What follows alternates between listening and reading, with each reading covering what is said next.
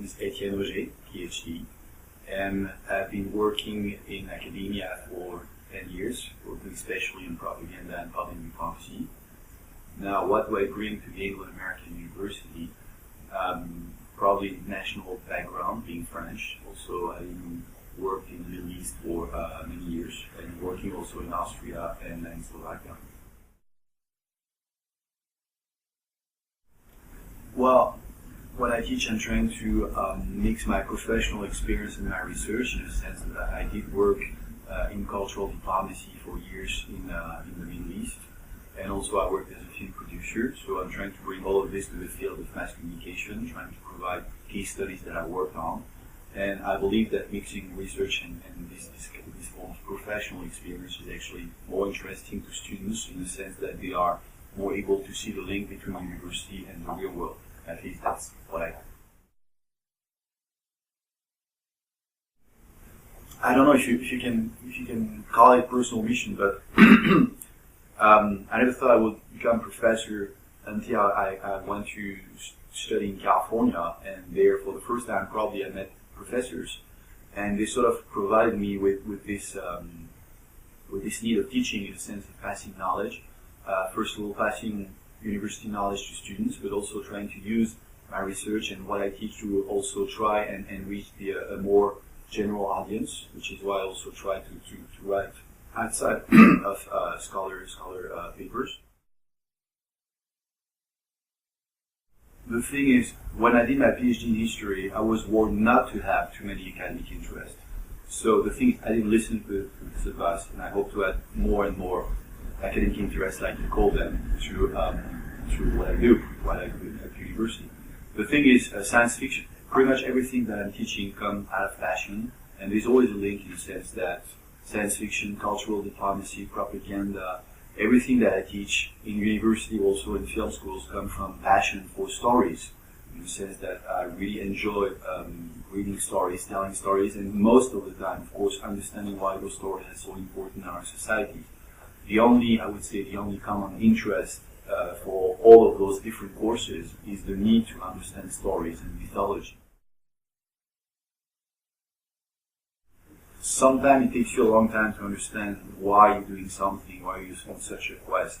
And I think that, again, the idea for me was to try and understand my own culture by comparing it to other cultures. And yet I'm still not satisfied, which is the reason why I keep on moving and trying to go and work and discover as many countries as I can. It was important for me to go, for instance, to England, to study there, even if it's next to France. That was probably the most foreign territory that I could think of. And all of this has helped me understand myself, and also the reason why I'm on such a quest for knowledge. So I think in the end it's just your own personal quest to understand yourself. I don't think that you can understand where you come from, your culture, if you don't go to other cultures, which in return might teach you a thing or two about themselves, but mostly will teach you about yourself. The thing is, I'm trying to use the knowledge that we get at the university to reach general audience, in the sense of I don't really like to write scholarly articles. I have to, in a certain way, for credibility to a certain extent, but I like to write books and articles for the general audience. The first book that I wrote was mostly for my parents. I was thinking about them when I was writing it. And the idea was to sort of, first of all, explain to them what I'm doing, why I seem to work so little, in the sense of, not putting a lot of hours. But I really wanted them to understand what I was doing, and by this way try to also make a more general audience that the academic one understand about mass communication and propaganda, which I believe is something important not only for students but also citizens. So I'm not trying to give people lectures about propaganda or mass communication, but I just think it's important for them to understand the amount of illusion that they encounter every day. And probably they cannot prevent themselves from this manipulation, but at least they are able to understand and add a certain choice. So it might sound extremely idealist, but I still believe that university should also do something for the rest of the city. I know it's a a debate that many scholars have. Should we just stay outside the city or, provide to the city? And I'm a firm believer that university also has an extremely important role to play in how the city is working, where the city is going. Well, first of all, the location in Prague is absolutely perfect. I would say thanks to Anglo-American University, I was able to discover Prague and do something I'll never forget.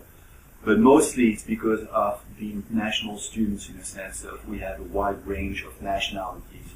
And of course it's making the job much more difficult because sometimes you can actually hurt the feelings of students without even trying.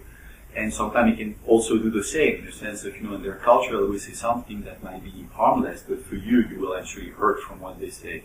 But it's a fantastic way to also understand better this idea of mass communication and to understand also intercultural communication. I believe that this mix of international students and international professors in Prague is unique. And this, I hope that, even if I am to move outside of Prague or outside of Central Europe, I will always keep a link with Anglo-American University, just like I still keep a link with all the universities that I taught in the Middle East.